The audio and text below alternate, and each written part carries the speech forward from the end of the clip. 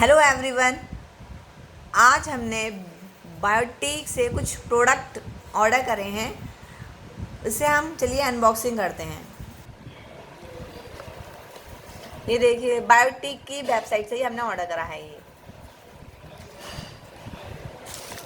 Packing तो बहुत बढ़िया करी। एक्चुअली मेरी दीदी ने प्रोडक्ट मंगाए थे। यूट्यूब पे भी बहुत अच्छे रिव्यूज़ थे और मैंने भी देखे थे। ये बहुत ही अच्छा है। तो चलो अनबॉक्सिंग करते हैं। सबसे पहला है इसका bio papaya clear young skin. ये फेस वॉश है। ये फेस वॉश ही है। और ये भी बायोटिक का है, बायो पपाया। ये भी 10 रिमूवेबल स्क्रब है।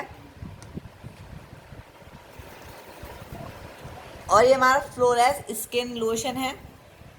ये देखें, बोल। और ये बायो कोकोनट क्रीम है। ये वाइटनिंग एंड ब्राइटनिंग क्रीम है। चलिए, इनकी जो अनबॉक्सिंग हो गई है, आप क्रीम के अंदर भी देख लेते हैं।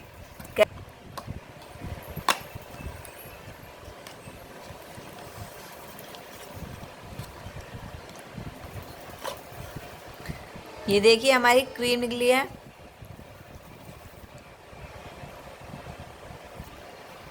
और ये जितने भी सारे सामान है ना, ये सारे बहुत ही अफोर्डेबल प्राइस में हैं।